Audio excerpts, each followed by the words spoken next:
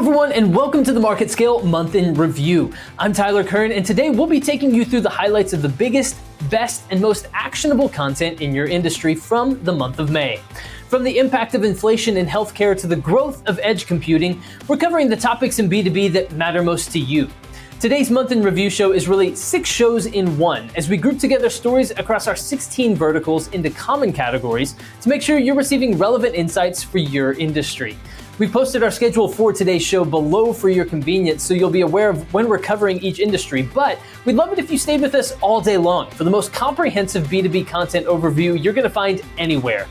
Now, with that being said, Katie Steinberg is going to kick us off today with Experts in Experience, taking you through topics in hospitality, entertainment, pro AV, and food and beverage.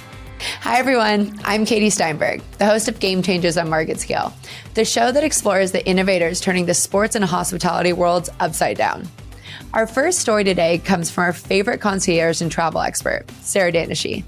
She explores the spikes in searches for travel insurance and tells us what barriers remain to travel returning to pre-pandemic levels.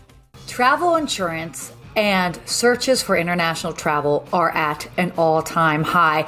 According to this recent study by squaremouth.com, they actually found that searches for travel insurance, specifically with COVID-related travel coverage, is up by 42%. Now, what's also interesting is for travelers that are looking to plan their summer trips this year, of the people that are planning trips, 91% of travelers are looking to travel international. And that being said, COVID-related travel insurance also comes along with that. The Philippines, interestingly enough, are the #1 travel destination that people are looking to go to this year. It certainly is this really interesting time, but it is showing that people are excited to get back out there. They are excited to go to these international destinations. Now, the caveat to that, there has been a lot of talk as far as what might be holding back travel or the travel industry within the United States. And the biggest thing is still requiring individuals to have proof of a negative COVID test before coming back to the US. That is really the biggest thing right now, the biggest hindrance to really the full recovery of the travel industry. But, you know, as we are right here now in May of 2022, I do foresee that should be changing soon. People are ready to get back out there. They are ready to make travel easier. So it is this interesting time, but it's kind of like in these final steps of letting things get back to normal so that we can have a full recovery of the travel industry. We'd love to hear your thoughts on it. I know that this is a really interesting time, but we are almost there, almost crossed the finish line. And for those of us in the travel and hospitality space, it's going to be a very big and busy summer. So if you are working, best of luck to you. The end of April saw Netflix's stock price fall off a cliff after reports showed the streaming giant had subscriber losses. But did Wall Street overreact to this news? MarketScale's Daniel Litwin explains. The last few days have been crisis mode for several of the major streaming services, their parent companies, and their stock value. The stock news that was felt across the entire video-on-demand industry, and likely dominoed into everyone else's valuations as well, came from Netflix. Its share price plummeted from nearly $350 a share on April 19th to under $210 a share as of today. Netflix's Q1 2022 earnings report is to blame for the 40% drop in stock valuation. The report revealed that for the first time in years, the company had a net loss in subscribers. This is obviously a major blow to Netflix's self-defined growth narrative. But how bad is Netflix's situation in reality? It's a total overreaction, because if you look at the Netflix valuation 5 years ago, when it didn't have 225 million subscribers and didn't have the amount of content and didn't have even a greater competitive advantage, the earnings multiple, or however you want to put a valuation on the stock, was much, much higher. And the business hasn't changed. I certainly think the crash right now is part of a feedback loop in that way, and that that's why I considered it an overcorrection. I do think that there are big chunks of that company that that are still forward-looking and strategically innovative. Let's analyze the company's competitive edge and business model by breaking down the factors at work behind Netflix's subscriber loss. So first, there's the one that's most out of its control and also a bit of a self-inflicted wound. That would be Russia's war in Ukraine. Like many US corporations, Netflix pulled its services out of Russia in early March. That alone cost Netflix 700,000 subscribers, but it doesn't mean that they've lost their international footing. Globally, they're in such a good position that that's insignificant. I mean, when you look at their distribution globally and the fact that we're not just with Netflix, we're not just exporting Hollywood product, they're creating shows that are being imported globally. It wasn't just 6 months ago, Squid Game, 2.65 billion hours streamed. It was the most ever streamed show in the history of streaming platforms. And for a sense of scale, that was 2.5 times bigger than Bridgerton, which is the next biggest hit on Netflix. And that's a show not from Hollywood, in Korean, subtitled and dubbed, that everybody watched in the United States and globally. Without relinquishing the Russian market, Netflix would have actually net gained 500,000 subscribers this quarter. Yes, that's a gain. It's still a fraction of what they promised investors in their previous report. Netflix also blames the subscriber loss on an influx over the last 3 years of legacy media companies adding streaming to their content portfolio, like Paramount Plus, Peacock, and even HBO Max. Netflix does say that they have a sort of incremental or marginal losses from competition like HBO Max and Paramount and Disney. But I believe them when they say marginal, because the way that you retain viewers and the way that you retain subscribers is by having a certain volume of content that's released on a monthly basis. While yes, the space is going to get crowded, and yes, it's going to be, a stiff competition for a lot of really good properties. That doesn't mean that Netflix can't compete there. They've proven their willingness to spend money on things that make money for them, and what they need to do is spend money on things that make money for them, not spend money on things that don't. This is why it remains a hit-driven business in the premium tier. You can read the full piece on MarketScale's sports and entertainment vertical. Exodus sent shockwaves through the pro AV industry in December 2021 when they acquired Alamo Corporation for $610 million. Sam Taylor, COO of Exodus Alamo, sat down with host Ben Thomas on Pro AV Today to explain what this means for the future of the organization and the industry. One of the most exciting trends that's happened during the pandemic and after is that we've seen a lot of great collaboration in the industry, not only between partners, but actually in the acquisition space as well. To talk about that, I brought on somebody who that impacts directly. That's Sam Taylor, the COO of Exodus Alamo. Sam, thanks so much for hopping on the show today. Oh, thank you for having me, Ben. Well, Sam, like I mentioned, it's an exciting time in AV right now for a number of different reasons coming out of really the post-pandemic world. But, not the least of which is the official merger of Exodus Alamo, two titans in the AV space. Give me just some quick context. What does that mean from your perspective to merge those two companies? What are some of the immediate impacts that people can expect to see here in the short term? Well, I mean, we're bringing together two great companies and we're using best practices from both companies. So we're becoming better than we each were separately. And combined now, gives us scale. We have 100 salespeople across the U.S. calling on our customer base. We went from 7 warehouses to 14 warehouses that we can draw inventory from for our customers. We used to have about 18 business development managers. Now we have 25 business development managers, which can provide the solutions for our customer base and as an interface for our vendors to our company. So it brings us a lot of scale, and but still keeping a close touch with the customers and having an outbound sales force, which I believe in strongly. One of the exciting things specifically for the Exertis Almo merger is that Almo for years has done E4. It's one of the cornerstone events in the industry. I think 4 or 5 times a year, you guys really have a chance to pull that off. Is that still an event that you guys are anticipating putting on a regular basis, or is that something that has kind of gone a little bit to the wayside? Oh, no, anything but by the wayside. It's going to get bigger and better. As a matter of fact, our Chicago E4 in the first week in May is going to be our largest ever. And a lot of we've getting bigger venues so our vendors have more product to show space. We're not particularly going to double the size of our vendors. We all want to keep the vendors that we work with, and partner with fairly tight, and but there will be 4 or 5 new vendors that we didn't have at Almo that I think will be important to our customer base, and we're actually exposing Exertis customers to some 4 or 5 vendors that they didn't have that will be key to them as well. So it's going to be a great event, and we're really looking forward to it.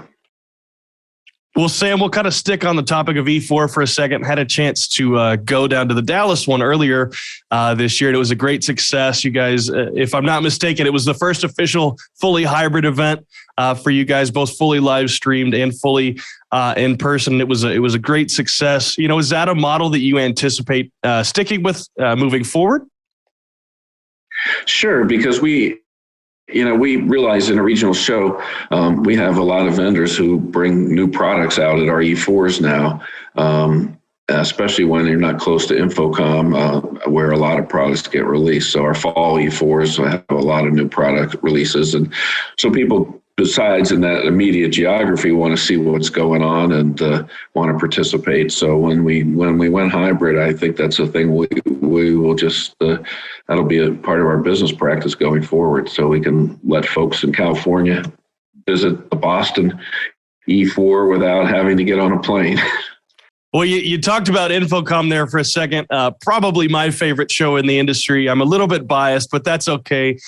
Going into a show like InfoComm, obviously your presence probably will be a little bit different than it may have been pre-merger. What are some of the things that people can expect to see at a larger show like an InfoComm from you guys? Well, we have a larger booth, but we're still, but we're using a decent part of the booth for meetings with our customers, and we will have some product there on display as well, key partners that we have, but we will definitely, it'll be kind of if you want us to call it a hybrid booth, it'll be meeting space and product showing.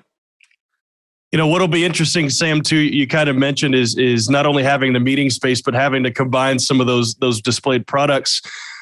Sticking on the topic of mergers for a second, too, there have been quite a few mergers in AV, really since the last full-scale InfoComm. You talk about companies like Sharp NEC, even HP and Poly, guys like that. As we step into this world where people are collaborating and really conjoining more than ever, is this something that you anticipate seeing more of, not only at InfoComm, where we're seeing those combined presences, but really moving forward in the industry? Yeah, I do. I mean, this happens across all industries that I've ever been associated with, and the companies merge to get larger scale and be able to help their customers. And I would say, though, that too, Ben, that it's not going to eliminate there's a lot of smaller companies getting into Pro AV. So there's people that were in the general contracting space, electrical contractors that, are getting into Pro AV, and companies that came in through the digital signage world that were marketing companies and saw the value in providing the hardware and full solution. So we do joke here that in 6 years there'll be 2 distributors and 4 customers in Pro AV and 6 manufacturers, but it's a joke, and not a serious thing, because we do see a lot of new companies, entering the space, which is great.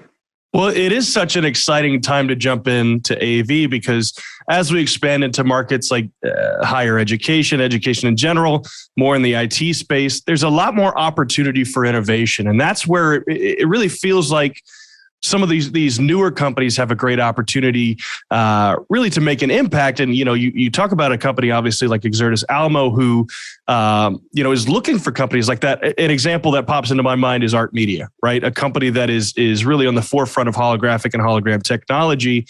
That really wasn't something that was really on the radar even 4 to 5 years ago. Now that innovation is happening, and you guys in a lot of ways have actually fostered the ability through the distributor channel, through the relationship networks to help support those companies. Would you agree? Yes, definitely. I mean, we're always looking for new technologies that bring value and will bring business to our partners and help them better serve their customers. One of the things that really jumps out about the Exertis Almo partnership, Sam, is that you guys were two really successful companies kind of on your own and are really better together, right? We talked about whether that's supporting some of the smaller companies, some of the distributors, but also really supporting our integrator communities and our integrator networks. Talk about those communities specifically for a second, as really they kind of are the unsung heroes of the industry. How important are those integrator communities to you guys over at Exertis Almo? Oh, they're the backbone of what makes up our customer base, and so I mean, bringing Exertis in with Almo and having Exertis Almo now, like I said, with all those salespeople, we can be at the resellers location. We can go out with them and support them, and we're always building out our services to help support them with installation services, content creation. We're doing a lot with player configuration for BrightSign because our resellers don't really want to do it, but the end users need it. So we're helping them out with that too. So those are the kind of solutions we're helping bring to help them, augment their business and make them more profitable.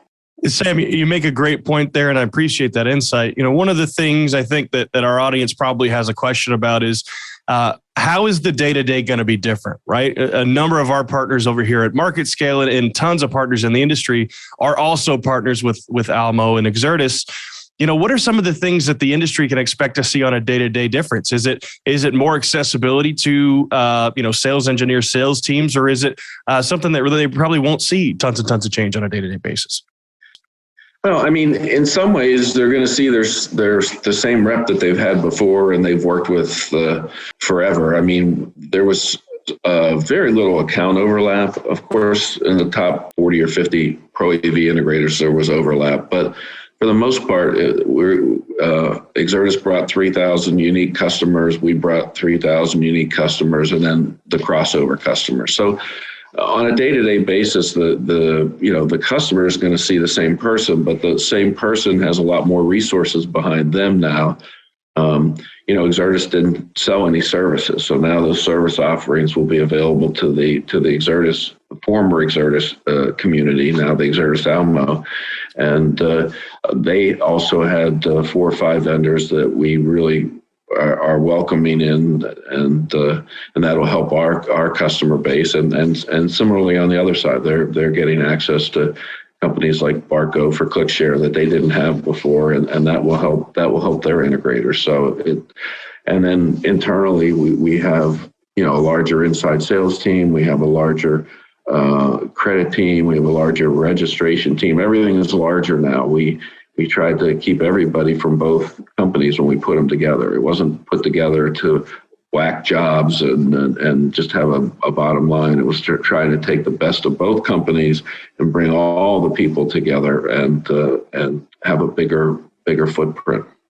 Sam, now that a lot of the legwork has been done on the merger side, and you are at a point now where you guys are able to kind of actively participate in the industry. What are some of the things that excite you the most, whether it's the next year, next 5 years for the merger? What are some of the things that you're looking forward to most? Well, the most exciting thing for me has been to see the teamwork between the two teams coming together.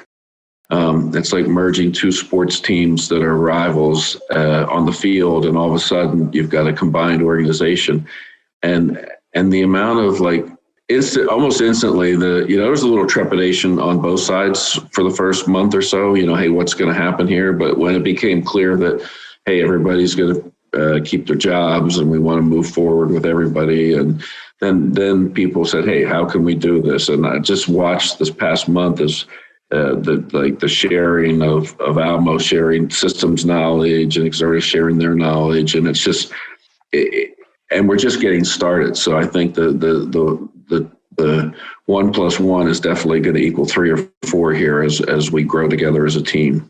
Hey, that math, I'm confident in some form or fashion we'll end up checking out. And again, Sam, thanks so much for coming on the show today. It's really been helpful for our audience to hear a little bit more about what it looks like, one of the in post merger world or post-acquisition world in AV. And, it's something that everybody that I've talked to, everybody in the industry is really excited about. You guys are going to have a great opportunity to continue to support the industry in a really effective way. Looking forward to seeing you guys out on the trade show circuit throughout the rest of the year and chatting soon. Thanks for coming on, Sam. Well, thank you, Ben. I appreciate it. And thank you for tuning into Pro AV today. Make sure you tune in next week. Subscribe to Pro AV today to hear more from industry leaders across the world of AV. Finally, our last piece comes from Barbara Castiglia, who explores the importance of restaurants as communicators of culture for our communities. The most important news that should be on every restaurant's radar this week is the recent passage of the Relief for Restaurants and Other Hard-Hit Small Businesses Act of 2022. This is HR 3807. This was passed in the House. What it will do was provide $43 billion to restaurants that did not get a piece of the pie the first couple goes around on the Restaurant Revitalization Fund. And this is crucial for restaurants who've been struggling. According to the Independent Restaurants Coalition, which started because of the pandemic, because they weren't getting funds, and they lobbied to be included and to be part of the groups that get money from the government to do their businesses, because restaurants are part of, the fabric of our communities. According to some recent data they just had, 80% of restaurants are still at closing if they don't receive some kind of assistance. It's been a hard couple of years, and it kind of feels like maybe we're over the hump and things might be getting better. Maybe we're on the road to being post-pandemic, but people are still struggling.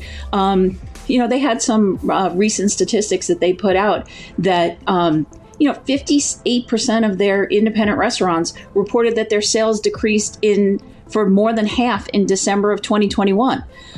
So people were still not necessarily getting out and supporting these restaurants, and with rising costs and dealing with staffing, having the funding to operate these restaurants is crucial. The Independent Restaurant Coalition has been lobbying and working to secure additional funding. The next step is the Senate. Probably will be hard fought battle. And one of the things that restaurant owners and operators can do is to reach out to their local representatives, to their senators, and tell them how important this is to them. And also be on the lookout for when these things, hope funding will be available to them, so that they can get a piece of the pie. We're still, at that critical stage where, everyone wants all the restaurants in their communities to thrive and survive. And this is a crucial point, and help that is desperately needed at this time. Well, that's it for me today. Make sure to subscribe to my show, Game Changers, only on MarketScale.com. Up next, Gabrielle Bejarano takes you through the biggest stories in EdTech and business services.